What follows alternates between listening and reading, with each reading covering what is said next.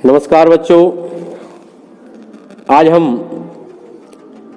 बुंदेलखंड की शान बाय गिरीश कुमार के माध्यम से आप लोगों के लिए कक्षा 9वीं के प्रथम पाठ के प्रश्न उत्तर लेकर के आए हैं। मैं राजकुमार अवस्थी आप सबके लिए कक्षा 9वीं के प्रथम पाठ के प्रश्न उत्तर बताऊंगा। पहले मैं प्रश्न बोलूंगा, उसके बाद फिर क्रमशः सभी के उत्तर बताऊंगा। तो देखें, सबसे पहले पहला पाठ है भारतीय बसंत गीति।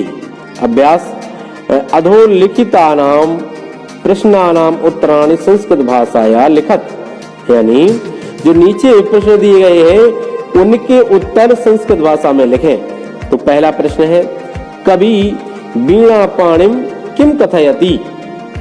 कवि वीणा पाणिम किम कथयति। दूसरा है बसंते किम भवति। दूसरा बसंते किम भवति। तीसरा है सरस्वत्याः वीणां श्रुत्वा किम परिवर्तनम भवति। वीणा श्रुत्वा परिवर्तनम भवतु इति कवि इच्छां लिखत। और फिर है कवि भगवतीं भारतीं कस्यां नद्यां तटे मधुमाधवीनां लतां पंक्तिं अवलोक्य वीणां वादयतु कथयति। तो देखिए, पहले का उत्तर लिखा हुआ है कवि वीणा पाणिम कथयति अये पाणि नवीनाम वीणाम निनादय। तो दूसरे का उत्तर है बसंते किम भवति का, बसंते सरसा रसाला लसंती कोकिला च कूयन्ति। तो तीसरे का उत्तर है, देखे, सरस्वत्या वीणां श्रुत्वा भारतीय जनमानसे नव चेतनाया संचारा भवतु इति कवे इच्छा अस्ति। चौथे का है कवि भगवतीं भारतीं यमुना नद्याः तटे कालिन्द्यात्मजायाः सवानीर तीरे मधु माधवीनां नतां पंक्तिम अवलोक्य वीणम वादयतुम कथयति। यानी कवि यमुना जी के किनारे भगवती को वीणा बजाने के लिए कहते हैं। फिर है का स्तंभे पदानि खा स्तंभे तेषां पर्याय पदानि दत्तानि तानि चित्वा पदानाम समक्षे लिखत। यानी इनमें जो पद दिए हुए हैं उनके पर्याय ढूंढना है। जैसे सरस्वती, इसका होगा वाणी। पर आम्रम रसालः पवनः समीरः तटे तीरे भ्रमणानाम अलीनाम। इस प्रकार ये आप लोगों के लिए जो दूसरे प्रश्न में ये पर्याय ढूंढना है, उनके पर्याय मैंने आप लोगों को बता दिए। तो आप लोग बहुत अच्छे से इनको याद कर सकते हैं। जैसे सरस्वती का पर्याय है वाणी, आम्रम का पर्याय है रसालः, पवन का पवनः का है समीरः, और तटे का है तीरे, और भ्रमराणाम का है अलीनाम। ठीक है, इसको ये आप बहुत अच्छे से समझ गए होंगे। अब आगे तो बच्चों ध्यान देना, ये कक्षा 9वीं का प्रथम पाठ के हम उत्तर आप लोगों को बता रहे हैं कि देखें, सरस्वती वाणी अम्रम रसालम पवना समीरा, ये सही उत्तर भी आप लोगों को हमने बता दिए हैं। आप इनको बहुत अच्छे से याद करें और अपनी तैयारी बहुत अच्छे से करें। देखो बच्चों, जैसा कि आप सब लोगों को पता है, इस बार कोरोना वायरस के कारण, लॉकडाउन के कारण क्लासें आप लोगों की बहुत अच्छे से नहीं लग पा रही हैं। फिर भी हम सब का प्रयास है कि आप सब लोगों की तैयारी बहुत अच्छे से अच्छी हो सके। इसलिए हम हमारे मित्र गिरीश कुमार जी के माध्यम से, उनका जो YouTube चैनल है बुंदेलखंड की शान, उसके माध्यम से हम आप लोगों के लिए लेकर के आए हैं। तो बच्चों ध्यान रखें, इस चैनल को सब्सक्राइब जरूर करें और सब्सक्राइब करके शेयर जरूर कर दें, जिससे कि ये जो हम आप लोगों को बता रहे हैं ये अन्य लोगों को भी प्राप्त हो सके।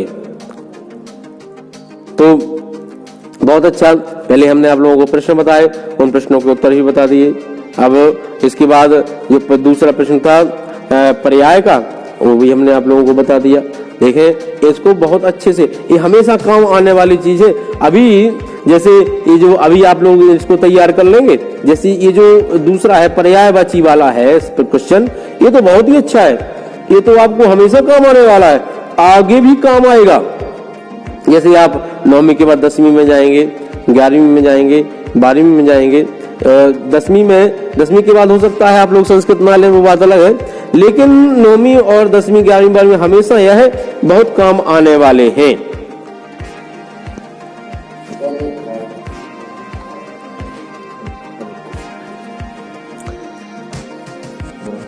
तो बच्चों, हमने आपको क्वेश्चन बताए हैं, इन क्वेश्चनों को आप बहुत अच्छे से याद करना है, तैयारी करना है, जिससे कि परीक्षा परिणाम आप लोगों के बहुत अच्छे रहें। यही हमारा प्रयास है, इसी में हम सब लोग लगे हुए हैं।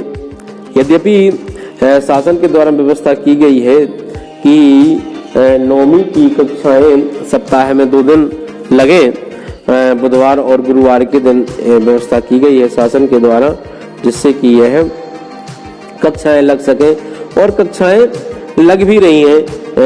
यद्यपि अभी छात्रों की उपस्थिति इतनी अच्छी नहीं है, लेकिन फिर भी हमारा प्रयास है कि ये उपस्थिति और अच्छी रहे। यद्यपि सप्ताह में 2 दिन क्लासों के लिए बहुत अच्छा है। तो देखें, तीसरा आ गया, अधोलिखितानां पदानि प्रयोज्य संस्कृत भाषाया वाक्य रचनां करो, है कि जैसे निनादय, फिर है मंद मंदम, फिर मारुतः, फिर है सलीलम, फिर है सुमनः। तो देखें, पहला है निनादय, यानी ये जो पद दिए गए हैं इनको प्रयोग करते हुए वाक्य बनाना है। वाक्य बनाना है तो देखें, पहला है निनादय है, तो निनादय बजाओ, निनादय माने होता है बजाओ। आई वाणी वीणाम निनादय, हे देवी हे मां वीणा बजाएं।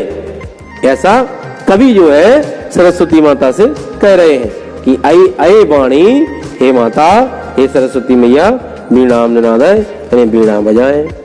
कह रहे मंदम मंदम, मंदम मंदम मतलब धीरे धीरे, तो मंदम मंदम पवना बहती, यानी पवन धीरे धीरे चल रहे हैं, चल रही है, हवा धीरे धीरे चल रही है। अपनी सीधी हिंदी भाषा में पवन धीरे धीरे चल रही है, या हवा धीरे धीरे बह रही है। ये दूसरा है, ठीक है। तीसरा है मरुतः।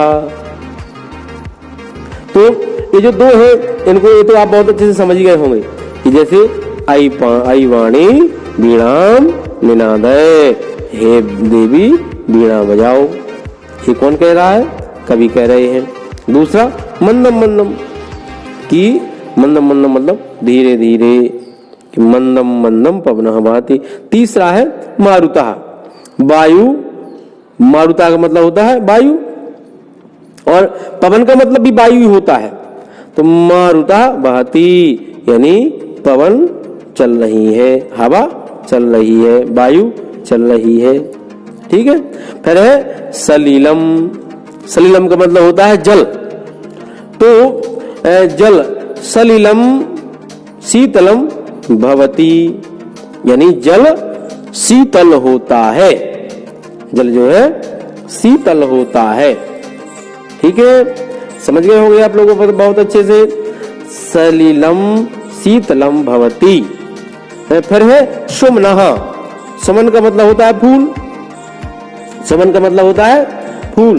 तो बच्चों सुमनः विकसति, यानी फूल खिल रहा है, ठीक है बच्चों।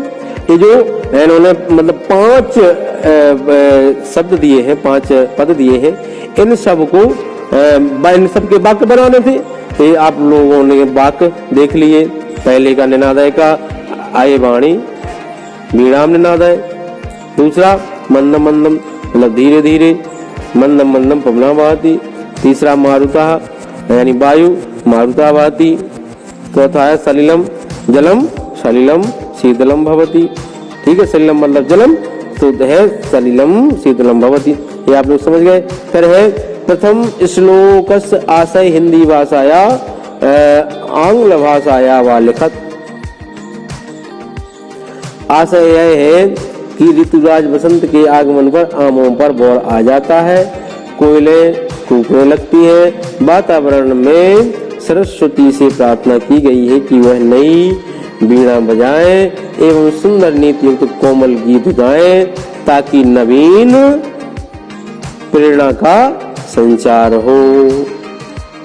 यानी इस श्लोक का आशय बताया गया है। श्लोक का पहला वाला जो श्लोक है ना, उस श्लोक का आशय हिंदी भाषा में कहा है लिखने के लिए, तो हिंदी भाषा में लिख दिया। ठीक है, पहला हिंदी भाषा में आप लोग समझ गए होंगे। लिखा है कि आशय है कि ऋतुराज वसंत के आगमन पर आमों में बौर आ जाता है, कोयले कूकने लगती हैं। वातावरण में सरस्वती से प्रार्थना की गई है कि वह नई वीणा बजाएं एवं सुंदर नीति युक्त कोमल गीत गाएं ताकि नवीन प्रेरणा संचार हो। पांचवा, अधोलिखित पदानाम विलोम पदानी लिखत, यानी जो आगे जो 5 शब्द दिए हैं इनके विलोम शब्द लिखना है। जैसे कठोरम माने कठोर, कठोर का विलोम शब्द उल्टा क्या होगा? कोमलम। ठीक है, और कटु, कटु का मधुरम, कटु का मधुरम, ये दो आप समझ गए हैं। ठीक है, तो देखें यहां इन्होंने विलोम शब्द पूछा है। विलोम मतलब जानते हैं ना आप लोग? उल्टा।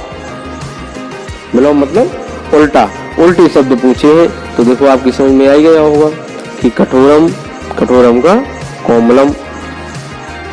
ठीक है, और कटु का मधुरम। फिर है शीघ्रम का चिरम, प्रातन का नवीनम, और फिर सरसा। ये आपके क्वेश्चन हो गए ये पांचों। तो आपको यह बहुत अच्छे से याद करना है जिससे कि आप लोगों को परीक्षा में कोई कठिनाई ना हो, क्योंकि देखो परीक्षा का अधिक समय बचा नहीं है। इस वर्ष लॉकडाउन के कारण और कोरोना वायरस के कारण आप सब लोगों की पढ़ाई बहुत अच्छे से नहीं हो पाई है। इसलिए बच्चों हमारा यह आशा है कि आप लोगों की तैयारी